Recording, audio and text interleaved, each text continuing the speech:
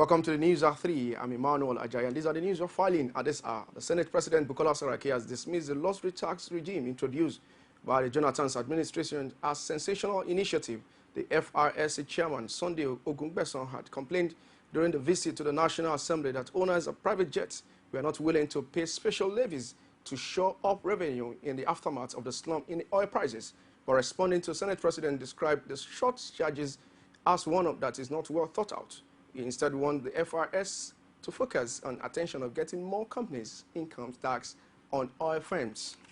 We'll bring you details of that report in our subsequent bulletin. The newly acting chairman of Independent National Electoral Commission, Aminat Zakari, has assumed duties at the national headquarters of the commission. Speaking briefly to newsmen in Abuja, the new INEC chairman reaffirms a commitment to build the legacy of Professor Atari Jega. She noted that as part of the previous management team, she will pay special attention to some of the challenges that the commission faced during the 2015 general elections. I accepted it with humility and with dedication to serve.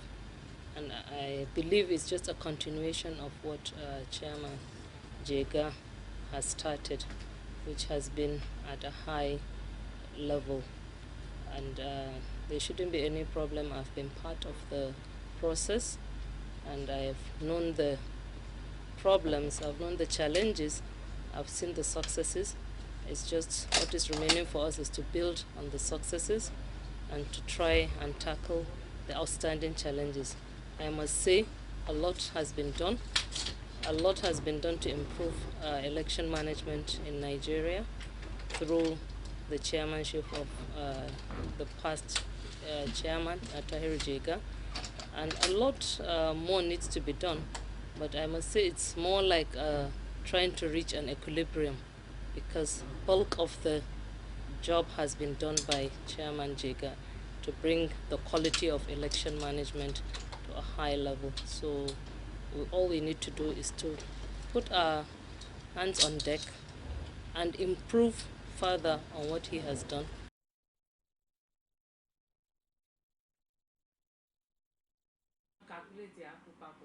The People's Democratic Party has rejected appointment of Aminat Zakari as the acting national chairman of the Independent National Electoral Commission. This, according to the party, is because the appointment is politically motivated. The PDP spokesperson, Olisa Meto, said at a news conference in Abuja that the former INEC international commissioner is too close to the presidency. The PDP has declared the appointment of Mrs. Aminat Zakari as unacceptable, and we demand that the president should change it immediately. Our reasons include the fact that due process was not observed in the appointment, and that Mrs. Zakari had shown in the last election that she is manifestly biased in favor of the APC. And finally, her appointment is a clear case of nepotism in action. Her relationship with the presidency, her closeness to people who had attended her weddings and where she's from, and this is the first time in the history of our party that we're having a president and INEC chairman that are very close friends and neighboring states. Meanwhile, the presidency has insisted that due process was followed in the appointment of Aminat Zakari as the acting chairman of the Independent National Electoral Commission. It also dismissed claims by the People's Democratic Party that the President Muhammadu Buhari overrode Professor Atari Jega in making the appointment. Presidential spokesman Femi Adesina, in a statement issued in Abuja, that only President has the constitutional authority to make appointments of that caliber. He added that the step taken by the former INEC chairman in handing over to one of the national commissioners cannot be construed as an appointment. The presidential spokesman also maintained that Zakari was appointed on merit among 6 national commissioners considered for the job, contrary to PDP's allegations of nepotism and partisanship. Our President Muhammadu Buhari has directed the National Hajj Commission to put an end to corrupt practices in Hajj operations. He handed down the warning during the meeting with the leadership of the Commission in 2015 operational at the Presidential Villa chairman of the commission, Abdullahi Mutar, spoke with journalists after the closed-door meeting with President Muhammadu Buhari. I met Mr. President, and I'm pleased to tell Nigerians that he has granted all the requests of the National Hajj Commission with regards to the preparation for 2015 Hajj. And also he has directed for interagency collaboration between the Hajj Commission and all other relevant agencies to address the challenge and menace of corrupt-related practices that has to do with Hajj and Umrah. And this will face head-on until we bring it to a standstill. And also he has approved the 2015 Hajj air carriers that are going to airlift Nigerian pilgrims. The federal government normally takes responsibility for providing medical and security services as well as consular services to Nigerian pilgrims, and that is exactly what the government will do this year. 2 people have been injured when 2 suicide bombers blew themselves up near a hospital in Miola, the outskirts of Maiduguri, on Wednesday. The attack happened shortly after Vice President Jamiu Shibajo arrived from Borno State capital for a visit into the displaced persons camp. The 2 blasts occurred 2 minutes after the near gate, the hospital where suicide bombers killed 3 people and injured 16 last Saturday.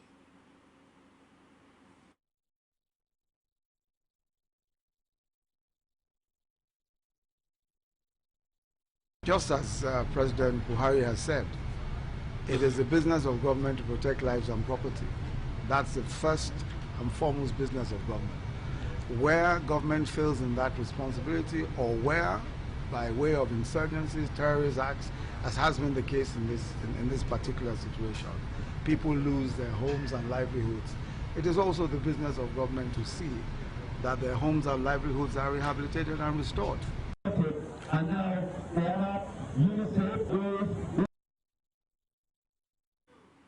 Speaker House of Representatives Yakubu Dogara has inaugurated ad hoc committee on media and code of conduct. The speaker, who was represented by Deputy Speaker Yusuf Lasson, advised members of the media committee to strive to correct misconception about the legislature as well as improve corrupt image of the lower chamber. He also urged the ad hoc committee on code of conduct to ensure that the highest standard of ethics is upheld by all the members, while laying the appropriation sanctions for erring lawmakers. The ad hoc committee on media and public affairs is headed by Sani Zoro, a former president of the Nigerian Union of Journalists, while the committee on ad hoc and code of conduct is headed by Aminu Shehu Shagari. Deputy Senate President Ikwere Mado tasked the ruling All Progressive Congress to concentrate on providing good governance rather than bickering. Ikwere Mado said this when received a coalition of elected observers at the National Assembly complex. He urged the APC to form policy and programs that would benefit majority of Nigerians, irrespective of political affiliations. Ekiti State Governor Ayodele Fayose sworn in 11 new commissioners after clearance by the State House of Assembly. In his admonition to the new members of the state executive, Fayose urges them to be loyal. Rashid has more in this report. After 8 months of governance with just 3 commissioners who were passed in controversial manner, the impeachment battle which rocked the Ekiti state made it impossible for other ministries to have political head. The governor, Ayodele Fayose, however, assigns portfolios to the new commissioners, but with a stern warning on the importance of loyalty. The moment I see you in betrayal, I will fire you. I demand loyalty and commitment to service. And I'm saying it very clearly, if you fail in your duty to be loyal and dedicated, I will sack you. For the newly sworn-in commissioners, it is a promise to deliver with maximum loyalty to the government. We are sure you, Mr. Governor, that will be loyal and be dedicated to our duties. We won't betray you. We will do the job accordingly. Fayose also used the medium to congratulate Femi Fani-Kayode over his victory at the court, urging President Muhammadu Buhari not to entrust the anti-graft fight to politicians. I want to congratulate my friend, a party leader, and a good fighter, Fani-Kayode, for winning his case against the EFCC. I therefore advise President Buhari not to allow this corruption war to be taken over by politicians. The corruption war must be fought in the name of corruption, not in the name of politics. With commissioners now in place, it is expected that serious governance will now take off in Ekiti State. Rashid, CoreTV News, Ado Ekiti. Ekiti State Governor Ayodele Fayose has reacted to the report of beating up an APC witness at Ekiti Election Petition Tribunal on Monday. Fayose says the report was malicious and damaging to Ekiti State. However, clips recorded at the tribunal premises shows some set of women beating up people at the entrance of Ekiti State High Court, venue of the election tribunal. This morning I woke up to this. PDP talks, battered APC witness at Ekiti tribunal. That is rather reckless of punch. Very reckless. And I give no damn. You like to write another one. My people here, they love me whether you write or you don't write. When you see, when punch see good news, they will turn it upside down.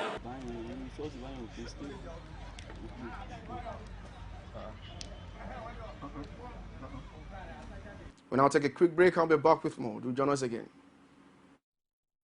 You can now watch CoreTV News live from anywhere in the world on our website www.coretvnews.com. Click on Live TV on our website and watch us live. And welcome to CoreTV Primetime News. To follow us on Twitter, click on Twitter icon on our website.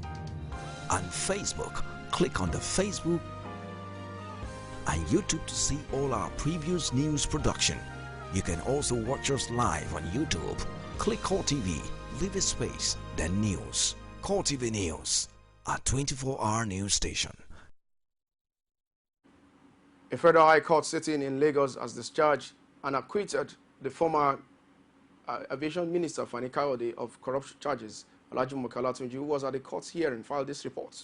In her judgment, presiding judge Rita Ofili Ajimogobio says the case is feeble and also failed to provide copious evidence linking Fani Kayode to money laundering. The allegedly laundered sum was, however, reduced to 2.1 million naira on November 17, 2014, after the court dismissed 38 of the 40-count charge levied against Fani Kayode for want of proof. The FCC prosecutor Festus Keyamo, while urging the court to uphold the remaining 2-count charge, pointed out that the object of the charge was that Fani Kayode transacted in cash sums above 500,000 naira, which was the threshold stipulated by the Money Laundering Act. Keyamo had argued that Fani Kayode admitted making such transactions in his confessional statement of December 22, 2008 to the EFCC. Prosecuting counsel Festus Keyamo reacted to the judgment this way. Has been given. We as a commission will sit down and look at the judgments, and then we will take a decision, a corporate decision on the judgment. That's all I have to say. Fani Kayode's lawyer, Ifeda Akwade Dikpe, in a summary argument, maintained that Fani Kayode made no confession to the FCC, adding that the anti-graft agency failed to show they actually accepted a cash sum of 1 million naira as alleged. He added that the FCC also failed to show to the court the person who handed the cash sum to the accused person.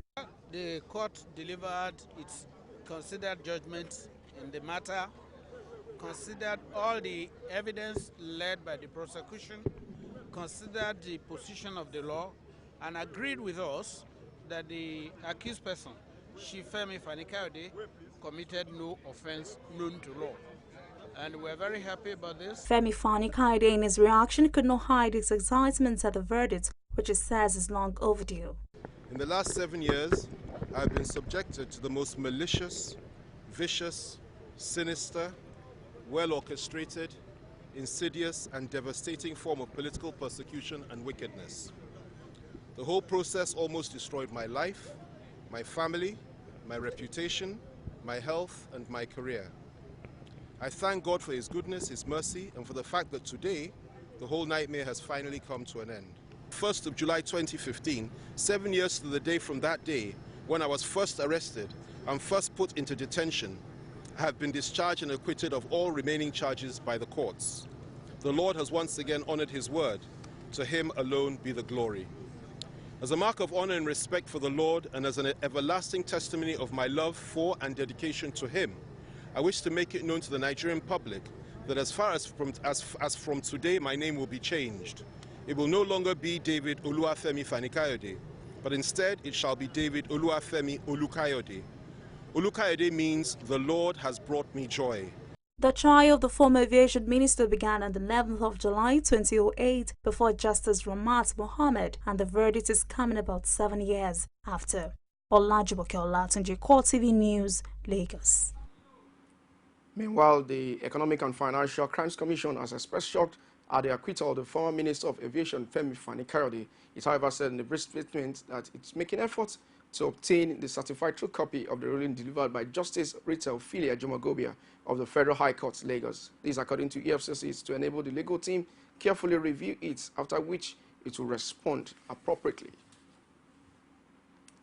A federal high court in Abuja has dismissed an application filed by the federal government seeking extradition of Senator Buruji Kashamu to the United States to face drug-related charges. The trial judge, Justice Gabriel Kolawole, dismissed the suit on the ground that the plaintiff did not appeal to two separate judgments delivered by Justice Okon Agban and Justice Ibrahim Buba of the Federal High Court, Lagos, on the issue. Justice Kolawole held that it is the exclusive duty of the court to appeal to determine whether the judgments were right or wrong.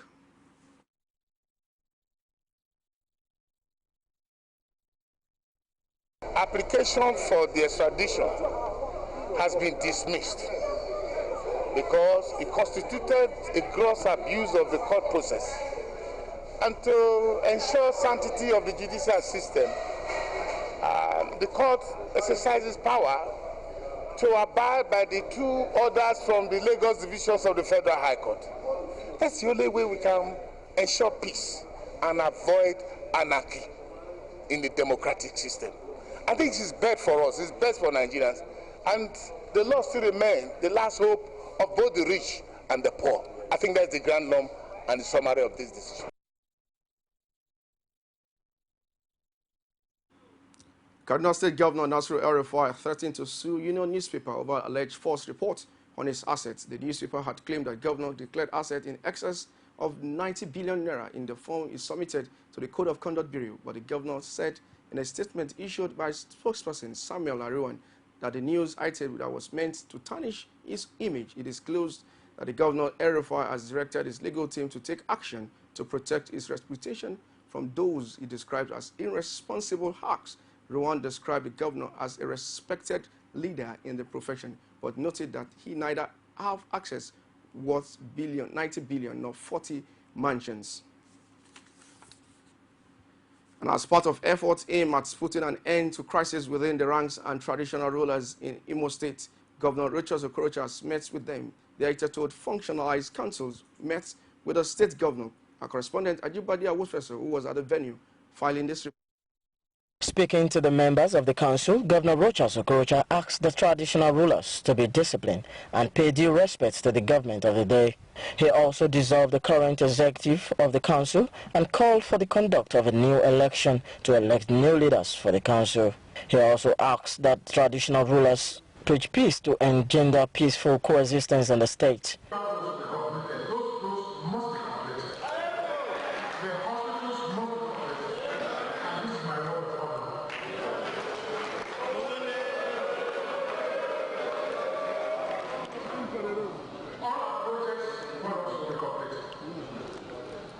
On the economic meltdown facing the country as it affects Imo State, the governor, however, says tough times await ghost workers in the state. Our pension is the highest in Nigeria. Lagos is less than 300 million. Akwa is less than 300 million. Imo is 604 million. As pension is increasing, salary is increasing. But normally, if salary decreases, pension will increase. So there are a lot of sharp practices in the system, and I have decided to deal with the matter ruthlessly without reservation. He promises to do whatever he can to continue to develop Imo State while vowing to eradicate all impediments to his dream. Ajibade Awofeso, CoreTV News, Owerri. The Nigerian Army Authority have scheduled part of its activities to mark the 2015 Army Week for Maiduguri. This, according to the Army, is to boost the morale of the troops at the front line of war. against insurgency. The Chief of Army Staff, Lieutenant General Kenneth Minimal, disclosed this at a pre-news event. Our correspondent, Pai Samuel, has more in this report. The theme of this year's Army Day celebration is equipping the Nigerian Army to enhance operational efficiency of combating threats to national security. The Army authorities say the theme is born out of the presidential directive on the relocation of the Military Command and Control Center to Maiduguri. Representative of the Chief of Army Staff says it is also one of the reasons the celebration will be taken to the Borno State capital. The main focus of the Nigerian Army has always been to maintain the territorial integrity of Nigeria and safeguard the lives of law-abiding and loyal citizens of the country.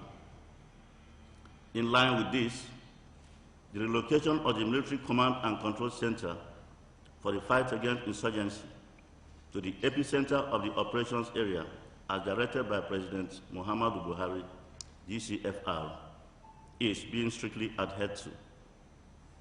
This further consolidates the theme for this year's Nigerian Army Day celebration, which is equipping the Nigerian Army to enhance operational efficiency in combating threats to national security.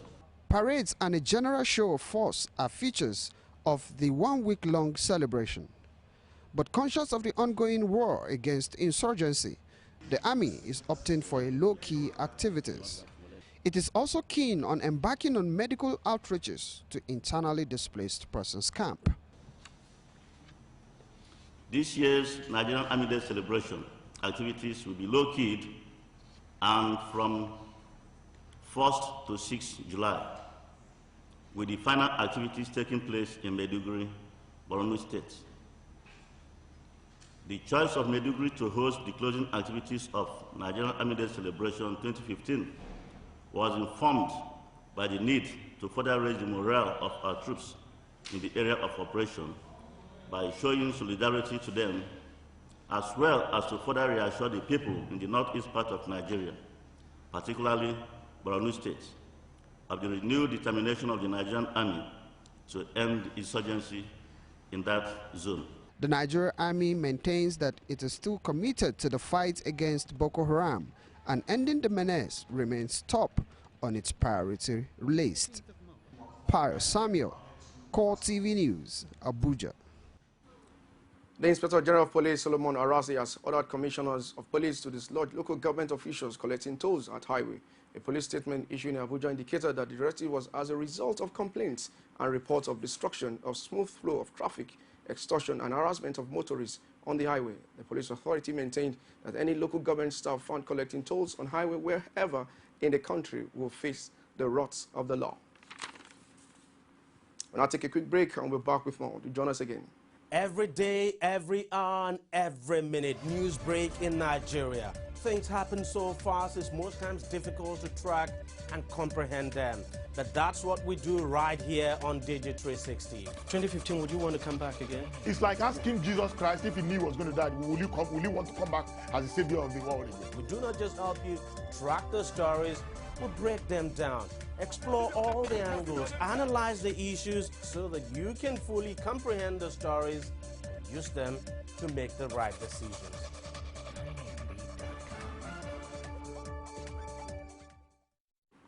Welcome back now to stories outside Nigeria. The Organization of Petroleum Exporting Countries oil supply in June has climbed up to 3 years due to record of near record output from Iraq and Saudi Arabia, according to survey.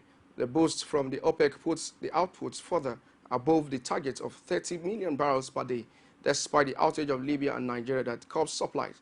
OPEC supply has risen in June to 31.60 million barrels per day, for a revise of the barrel in May based on shipping data and information from the sources at oil companies and OPEC as consultants. Security forces and eyewitnesses have confirmed that at least 35 people have been killed in ongoing attack in several military checkpoints and police stations in Egypt, northern Sinai. Sources said about 70 fighters of a group calling itself the province in Sinai simultaneously attacked several targets on the area on Wednesday, and the sources said at least 22 people of the fighter were killed and 3 were injured, destroyed sources added. Egypt Air Force deployed fighter jets to the region to assist the army in the ongoing battle. There were also reports that Israel has disclosed the downshared border closing with Egypt. And as I will wrap it up on the news at 3, I'm Emmanuel Ajay. Bye for now.